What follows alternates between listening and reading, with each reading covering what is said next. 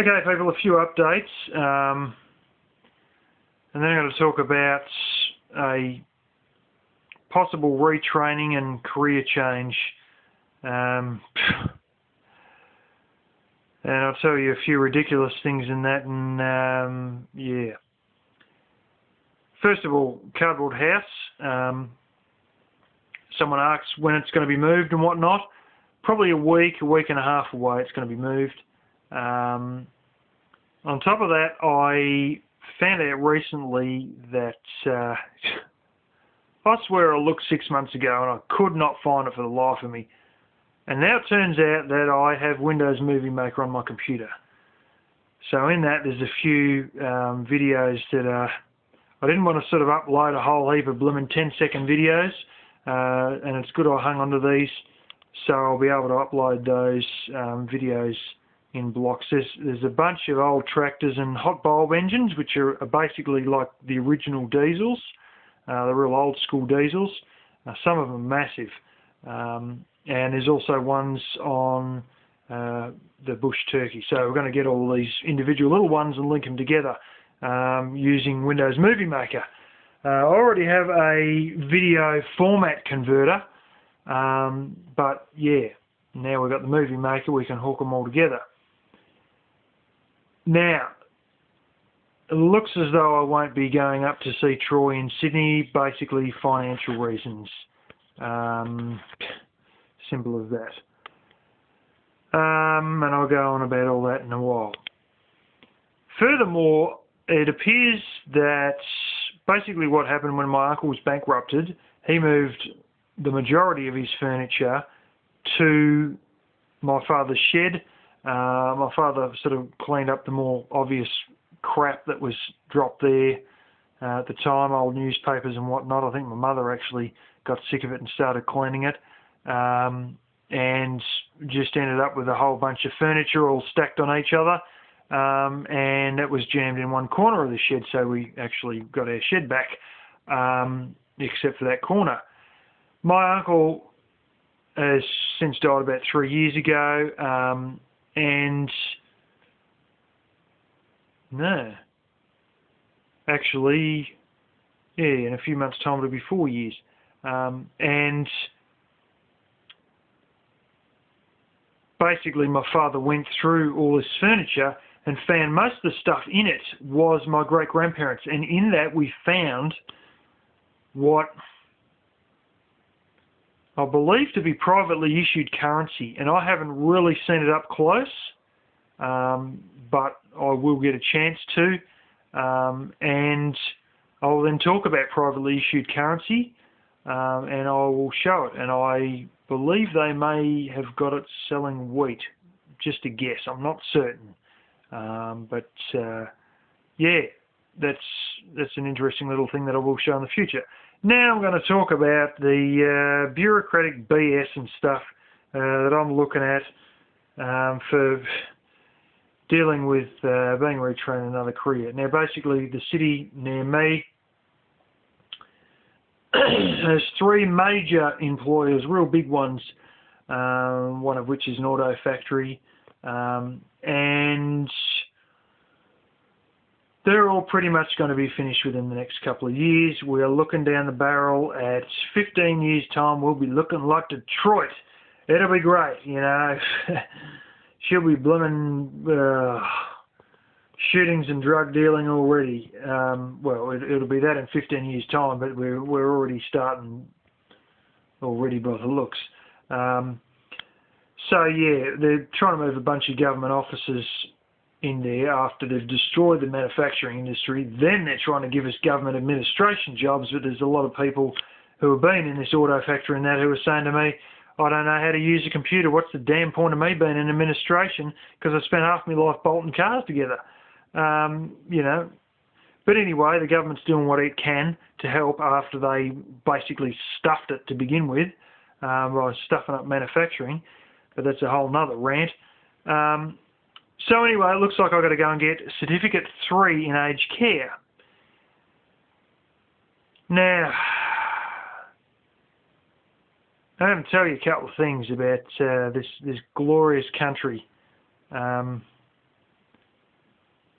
You know, we have Chinese who come here as permanent residents, you know, to basically live and work here for the rest of their life. And after being here for a year or two, they say, and I've seen them saying this on TV twice, they say that they believe Australia is a welfare state, and this welfare mentality will be a problem for the country in future. I think that's sort of right. You know, we've got people here who are on the disability pension. Now, my uncle was one of them because of all his whole big list of health problems.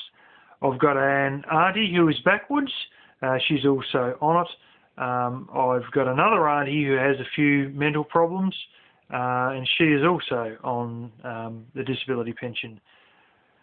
But there are some people here who are on the disability pension, and you know what their disability is? They're alcoholics. Now, by being on the disability pension, they aren't required to look for work. Oh, it's because they're disabled. Less disability here. Alcoholism. I mean, honestly, they are on the disability pension because they're alcoholics. They're not flaming heroin addicts. They're not crystal meth addicts. They're alcoholics. And that has qualified them for the disability pension. You have people over here as well. Now, there's been a few, you know, murmurs in politics that Aboriginals should get real jobs, blah, blah, blah. Yeah, you know, part of the problem may be the fact that the welfare for Aboriginals is 2 to 4 times what it is for me as a white man. You know, they make so much money on welfare that there is no bloody point in them getting a job unless there's some sort of lawyer, high-flying lawyer, or high-flying business person. There's no damn point in them getting a job because the welfare's so high. But, you know, I'm not whinging about them. What I am whinging about, though, is the fact that there's people who identify with the Aboriginal culture. They don't have one drop of Aboriginal genetics, Aboriginal blood in them. They are completely white. The genetic tests are sharp. They can't even prove the family tree or anything.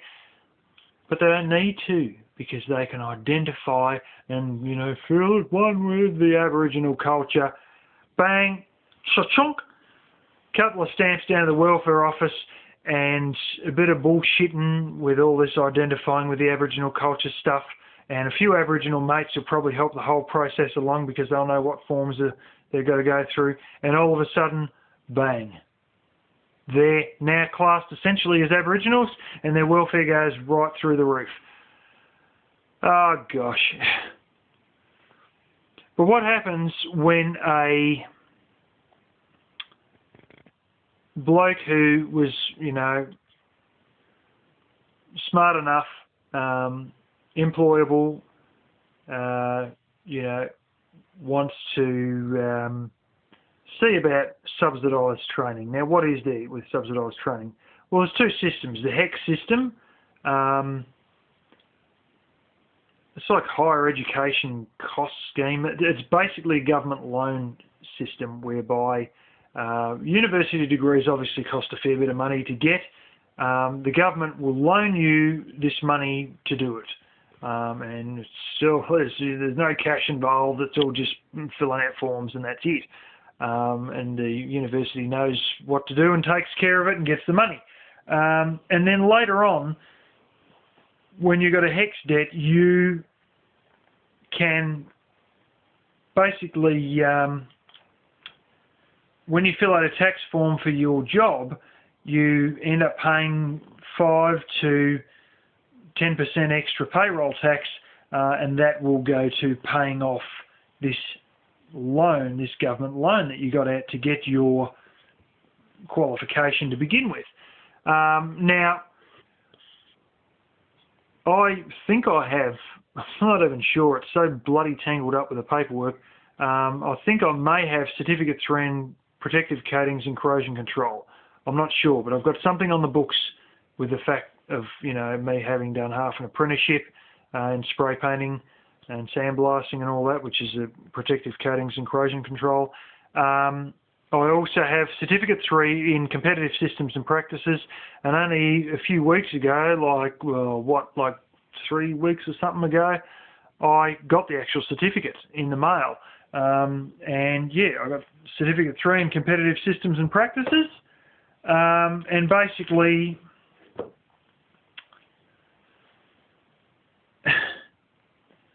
there was a second system of funding which was brought out by the Gillard government, the female Prime Minister we had. She decided to allocate $4,000 for everyone for training. Now, in this Competitive Systems and Practices, which is basically lean management techniques, it's not managing, it's not a manager's bootlace. It's basically properly organising a manufacturing environment to be pretty efficient. Identifying different sources of waste, and that, time waste and organising all your tools, and a lot of it's sort of common sense enough, but it isn't rocket science. I've had other people who have done it who have said to me it's basically time and motion that they done in the 1970s back in factories when we actually had manufacturing here. Anyways, in all of that, I think a good dose, if probably over $3,000 of that $4,000 was spent on that. And I remember being told, "Oh, it's so great that there's so many people volunteered." And when we said we didn't volunteer, we were just told we had to do it. But you can use it at this and that and da-da-da. They told me that this would help me organise things around the house. You friggin' shitting me? This is for manufacturing vehicles and shit like that. It's pointless. This stuff for day-to-day household use. But, they didn't worry because my employer looked good out of it, and they managed to raid a whole stack of money that was allocated by the government for, training people, and bang, they got a whole heap of that and shoved it in their pocket, and that was their motivation. But anyways, I've got this Certificate 3 in Competitive Systems and Practices, which is probably going to be bloody worthless. Now, when I go and ask about all that, I said, well, I don't know how much money I've got left out of that $4,000, but, can I use that to fund this Certificate 3 in aged care? No, you can't, because you're not moving up to a higher qualification. I've got to move to Certificate 4 or a diploma or something like that. Well, I can't get HECS because that's only for diplomas and, advanced diplomas and doctorates and stuff like real high-flying stuff. But then I can't get the lower one if there's any money left in it because I'm not going to a higher standard of qualification.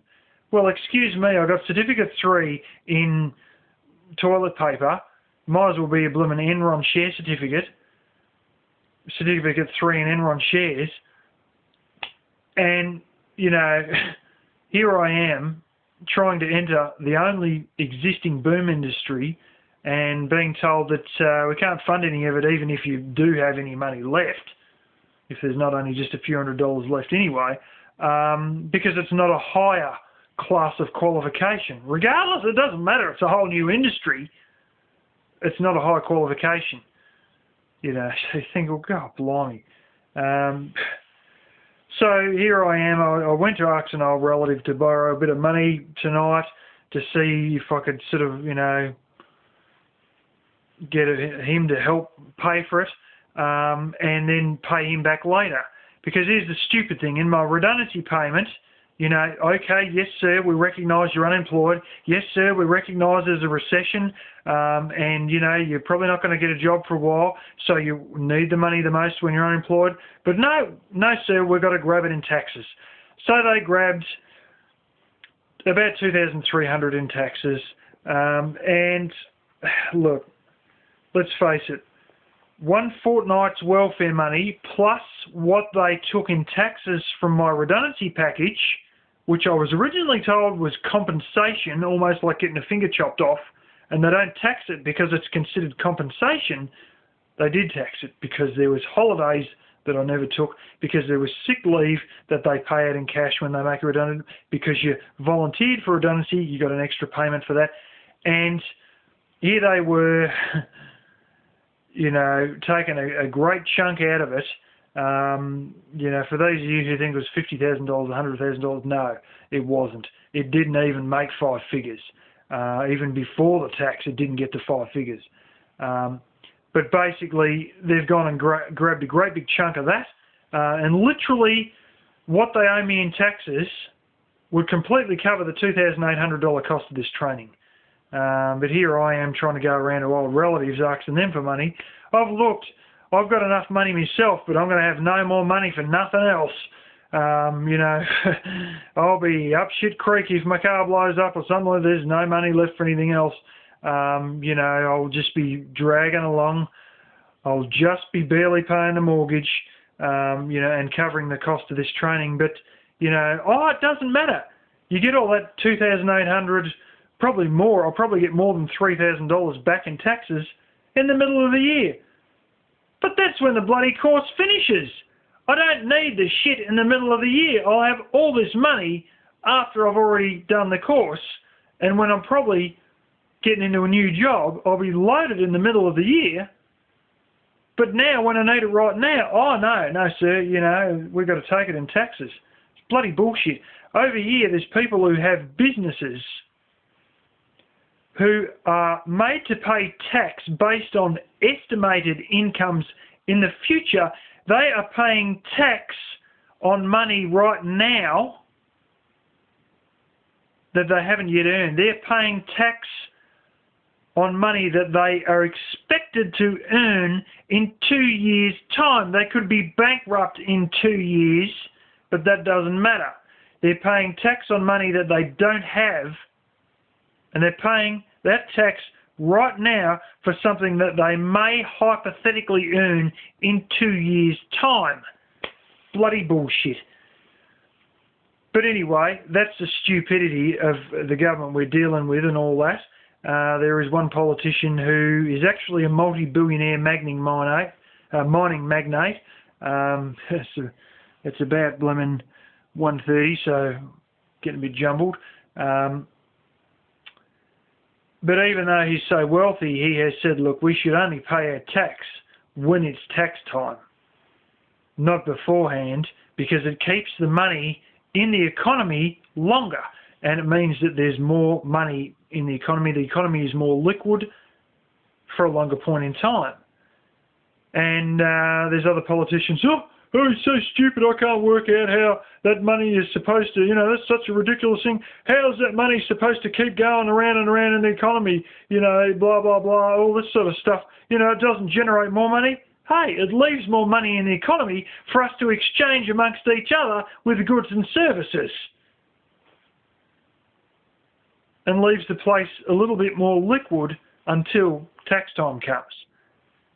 You know, but this is the whole thing. There's other stupid politicians from the two major parties who are bagging it out because it doesn't magically make more money. No, it just means that we don't get taken office when we need it, like when we've got to pay for training to retrain in a new career, instead of get it when we don't bloody need it. You know, and this is a stupid thing. But I didn't really have the balls to ask the old relative for some money. I sort of tried to, and I hope you work it out with that, was pretty much what he said, and that. So and he gave me a gift voucher that somebody else had given to him, so I didn't really have the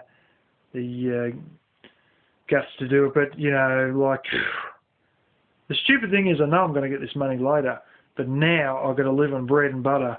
Heaven forbid if something else happens, I'm going to be scraping by just to pay the mortgage. Meanwhile, these bastards are sitting on more than $2,800 of my taxes. Oh, but you get it back bugger later, you know. Yeah, I'll tell you another strange one. There's people like my backwards auntie, right? Don't have a very great mental capacity.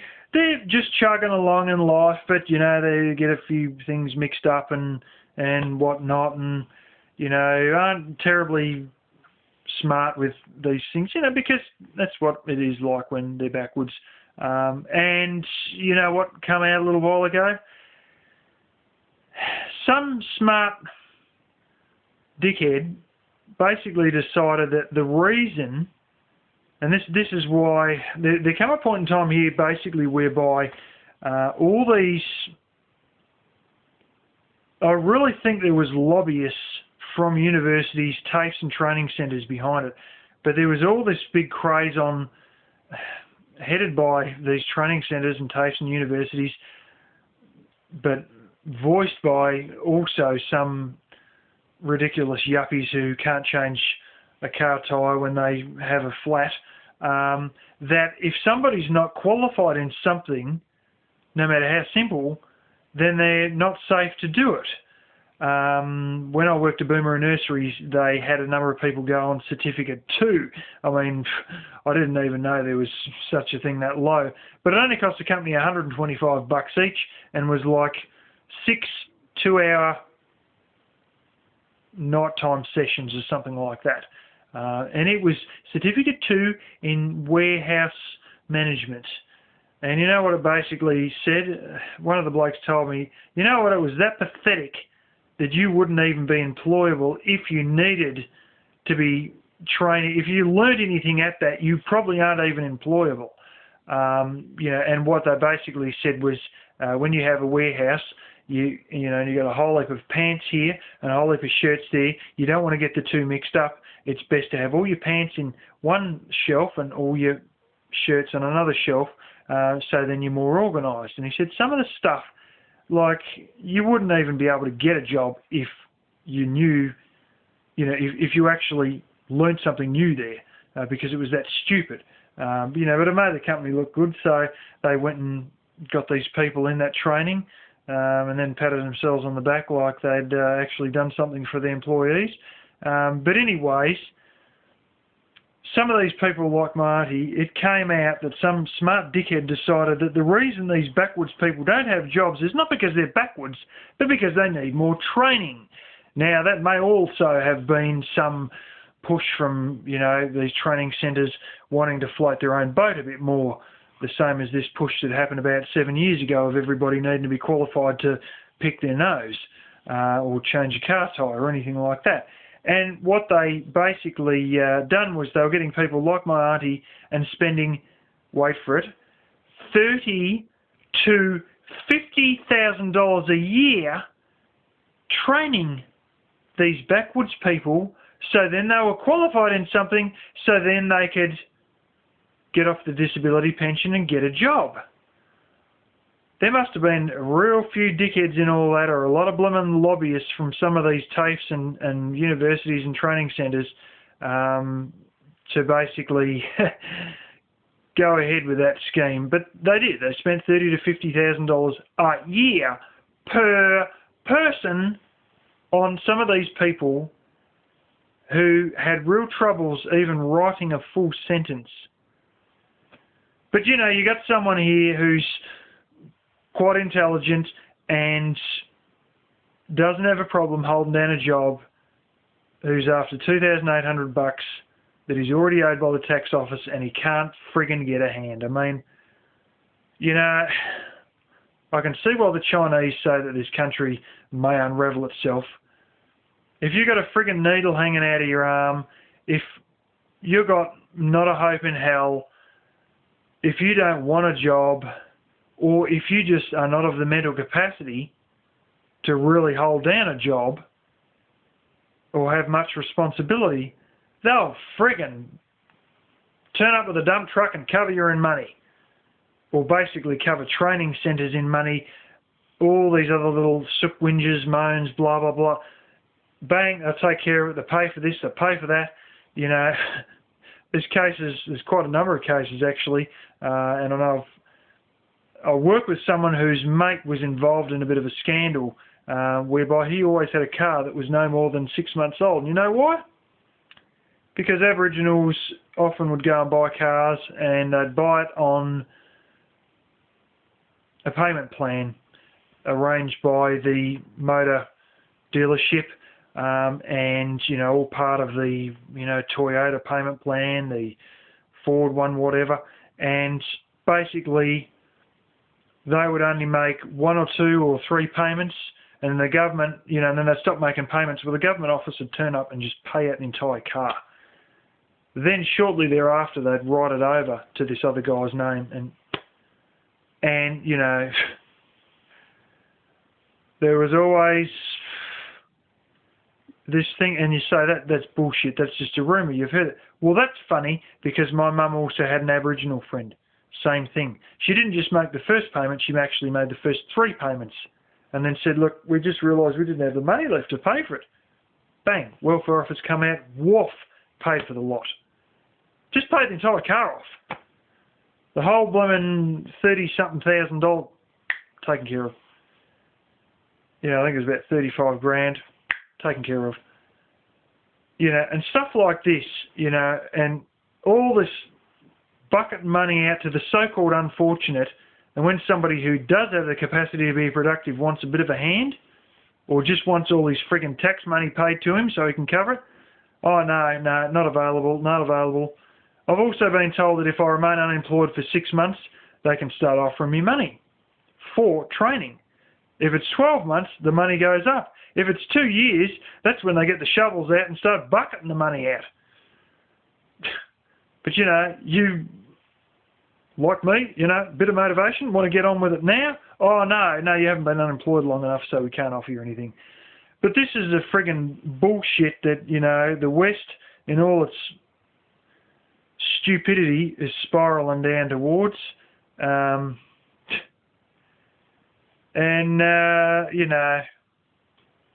I cannot believe this country. There's so many ways it slits its own friggin' throat and it can't see it. It cannot see it slitting its own throat. And you got immigrants who can, because they've lived in a different culture and they can see things from a third-party perspective. They ain't dragged into sympathy and welfare mentality and other, leftist sort of ideals or anything like that.